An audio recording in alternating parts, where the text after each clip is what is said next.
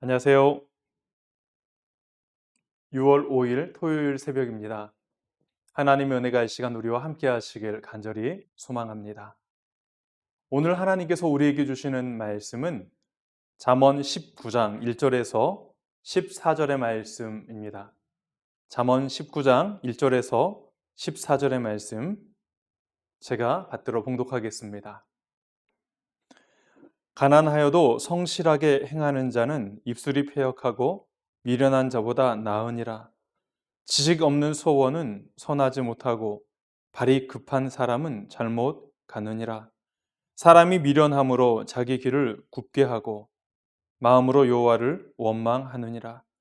재물이 많은 친구를 더하게 하나 가난한즉 친구가 끊어지느니라. 거짓 증인은 벌을 면하지 못할 것이요 거짓말을 하는 자도 피하지 못하리라. 너그러운 사람에게는 은혜를 구하는 자가 많고 선물 주기를 좋아하는 자에게는 사람마다 친구가 되느니라. 가난한 자는 그의 형제들에게도 미움을 받거든 하물며 친구야 그를 멀리하지 아니하겠느냐. 따라가며 말하려 할지라도 그들이 없어졌으리라. 지혜를 얻는 자는 자기 영혼을 사랑하고 명철을 지키는 자는 복을 얻느니라. 거짓 증인은 벌을 면하지 못할 것이요 거짓말을 뱉는 자는 망할 것이니라. 미련한 자가 사치하는 것이 적당하지 못하거든 하물며 종이 방백을 다스림이랴. 노하기를 더디하는 것이 사람의 슬기요 허물을 용서하는 것이 자기의 영광이니라. 왕의 노함은 사자의 부르짖음 같고 그의 은택은 풀 위에 이슬 같으니라. 미련한 아들은 그의 아비의 재앙이요 다투는 아내는 이어 떨어지는 물방울이니라. 집과 재물은 조상에게서 상속하거니와 슬기로운 아내는 여호와께로서 말미암느니라. 아멘. 오늘 우리가 함께 읽은 본문에서는 가난하지만 성실한 자의 가치를 높이는 것, 조절되지 못하는 열정, 미련한 자의 사치, 법정에서 벌어지는 정의와 타락, 거짓 증인의 처벌 등을 다루고 있습니다. 그 외에도 가정의 영역에서 아버지에게 재앙이 되는 미련한 아들과 다투는 아내와 슬기로운 아내, 가난과 친구의 많고 적음 등이 사회 현실의 문제를 묘사하면서 참된 행복은 지혜와 명철을 지키는 것에 있다라는 것을 강조하고 있습니다. 오늘 이 시간에는 1절부터 3절 그리고 8절을 중심으로 함께 말씀을 나누도록 하겠습니다. 1절부터 3절에서는 가난하여도 성실하게 행하는 자는 마음으로 여호와를 원망하지 않는다라고 말하고 있습니다. 여러분, 가난이란 그렇게 되고 싶어서 되는 것이 아니죠. 사람이라면 누구나 가난을 벗어나 좀 더 부유한 삶을 살고 싶은 욕망이 있습니다. 그리고 그렇게 하기 위해서 우리는 열심히 공부하고 노력하며 애를 쓰며 살아가죠. 오늘 함께 예배를 드리는 많은 성도님들께서도 가난을 경험해 보셨을 것입니다. 가난이 지속되면 사람이 성숙해지기보다는 독해집니다. 가난이 사람을 독하게 만들지요. 목구멍이 포도청이라는 속담이 있습니다. 이 말은 포도청에 잡혀갈 것을 뻔히 알면서도 당장의 배고픔을 못 이겨 죄를 저지를 만큼 힘든 지경이라는 뜻이지요. 흔히 말하는 생계형 범죄가 여기에 해당된다고 볼 수 있습니다. 이러한 상황에 처하면 주변을 돌아볼 여유가 없습니다. 당장의 배고픔을 해결하기 위해 불법과 불의한 일이라도 쉽게 손을 대게 되지요. 내일이 없이 오늘만을 사는 사람이 되는 것입니다. 코로나19로 인해 많은 자영업자들과 소상공인들이 어려움에 처하며 빚을 지게 되었습니다. 가난과 빚이라는 똑같은 상황에 처했지만 사람들은 두 부류로 나누어집니다. 위기를 빨리 극복하기 위해 성실하게 방역 수칙을 지키며 영업을 하시는 분들과 현재 위기를 극복하기 위해 불법적으로 영업을 하는 사람들로 나뉘어집니다.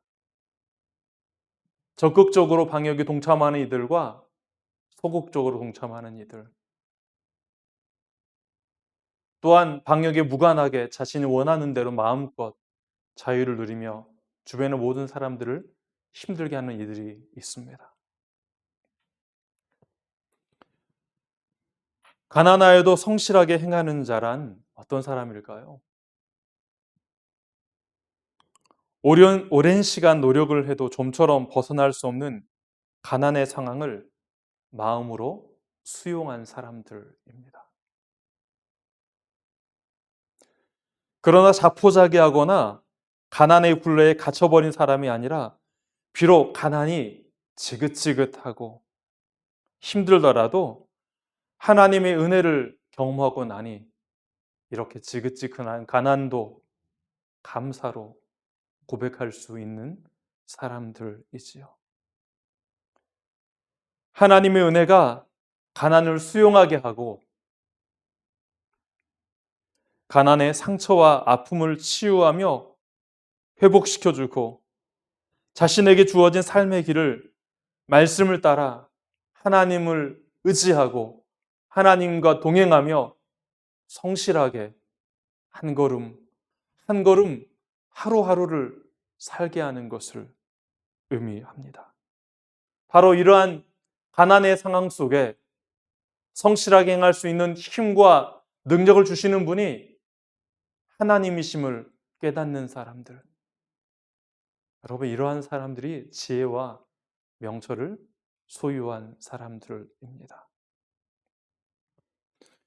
8절을 살펴보겠습니다. 8절을 보면 지혜를 얻는 자는 자기 영혼을 사랑한다라고 말합니다. 지혜를 어떻게 얻을 수 있을까요? 노력하면 되는 것일까요? 어떤 대가를 치루어야 지혜를 얻을 수 있을까요? 1절을 통해 유추해 보자면 가난이라고 명시된 것은 우리가 원하지 않는 삶의 상황이고 우리가 벗어나고 싶은 삶의 상황들을 의미한다고 볼 수 있습니다. 인생은 우리가 생각하는 것처럼 되어지는 것도 아니고 우리가 원하는 대로 다 이룰 수 있는 것도 아니지요. 다만 우리가 알 수 있는 한 가지 사실이 있다면 우리의 삶은 하나님의 계획과 섭리 가운데 있다는 것입니다. 우리가 경험하는 모든 것이 하나님의 계획 가운데 있다는 사실을 우리는 알고 있습니다. 보이지 않지만, 알 수 없지만 우리의 삶을 인도하고 이끌어 가시는 하나님이 살아계심을 믿고 신뢰하며 의지하는 것이 바로 지혜요 명철입니다. 그 지혜를 얻을 때 비로소 우리는 우리 자신을 사랑할 수 있게 되어지지요. 하나님은 사랑이다 라고 말합니다. 그 사랑이 우리 안에 머물 때 비로소 우리는 우리 영혼을 사랑할 수 있는 존재가 되어집니다. 우리의 삶을 사랑할 수 있고 우리의 영혼을 사랑할 수 있다는 것은 내 안에 하나님의 사랑이 머물기 때문임을 기억하시길 바랍니다. 하나님의 사랑 안에 머물며 우리 자신의 영혼을 지속적으로 사랑할 수 있도록 하는 자가 명철을 지키는 자입니다. 명철을 지키는 자는 복을 얻는다라고 말하고 있습니다. 복은 좋은 것, 기쁨, 행복을 의미합니다. 따라서 명철을 지키는 자는 좋은 것을 얻으며 그 안에서 기쁨과 행복을 누리는 사람이지요. 반면에 가난하고 성실하게 행하는 자와 비교되는 사람이 등장합니다. 그는 입술이 패역하고 미련한 자입니다. 그의 특징은 지식 없는 소원을 추구하고 발이 급하여 잘못된 길을 가고 자기의 길을 굽게 하며 결국 마음으로 하나님을 원망하는 사람입니다. 지식 없는 소원은 무슨 말일까요? 지식이 없다는 것은 목표가 없이 빗나간 상태를 말합니다. 지식 없는 소원이란 목표가 없는, 목적이 없는, 그냥 의미 없는 바람을 그냥 읊조리는 것을 말합니다. 그런데 이러한 것을 이루기 위해 발걸음을 재촉하고 빨리빨리 갈수록 오히려 자신의 길은 굽어지고 잘못된 길로 가게 되어집니다. 이러한 상황이 반복되면 반복될수록 여호와를 향한 원망이 생기고 시간이 지날수록 원망은 늘어만 갑니다. 자기가 잘못 선택하고서 하나님께 화를 내는 어이없는 태도, 모든 것이 남 탓이요 하나님 탓입니다. 이런 사람들이 입술이 패역하고 미련한 자라 말할 수 있습니다. 때로는 우리도 지식 없는 소원을 말하며 살아갈 때가 있습니다. 똑똑한 것 같지만 하나님이 내 안에서 계시지 않을 때, 하나님을 의뢰하지 않을 때, 하나님을 신뢰하지 않을 때 우리가 말하는 모든 소원은 때로는 목표가 없는, 목적이 없는, 지식 없는 소원이 될 경우가 많이 있습니다. 우리가 언제 하나님을 원망하나요? 우리가 언제 하나님 앞에 나아가 하나님 탓을 하며 남 탓을 하며 살아갑니까? 여러분 한번 우리를 잘 되돌아보시길 바랍니다. 이 시간 가난하여도 성실하게 행하는 자가 되십시다. 때론 가난이라는 원치 않는 상황, 벗어나가고 싶은 상황 속에 처해 있을지라도 우리의 입술을 지키고 마음을 지키며 그곳에 함께 계시는 그 하나님을 의지하십시다. 그리고 우리가 원치 않은 상황 가운데 하나님께서 우리에게 계획하신 그 계획들이 무엇인가를 깨닫고 하나님께 물으며 겸손하게 나아가십시다. 그리고 하나님의 은혜에 감사하며 자족하며 살아가시기를 바랍니다.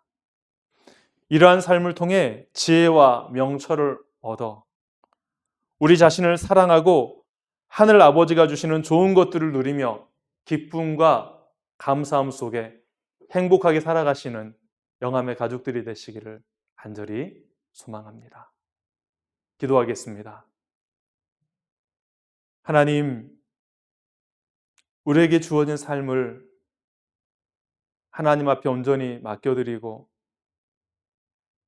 내가 피하고 싶고 원하지 않는 것들이 내 삶 속에 주어졌을 때 하나님의 섭리와 계획을 고백하며 그 안에서 자족하며 감사할 수 있도록 도와주옵소서. 어떠한 상황 속에서도 우리를 사랑하시는 그 하나님의 사랑으로 말미암아 내가 내 자신을 사랑하고 우리가 우리 자신의 영혼을 사랑할 수 있도록 인도하여 주옵소서. 하나님, 우리의 입술을 지키며 하나님을 원망하지 않도록 인도하여 주셔서 하나님께 주시는 좋은 것들을 누리며 기뻐하며 감사하고 행복한 삶을 살아갈 수 있도록 오늘도 함께하여 주옵소서.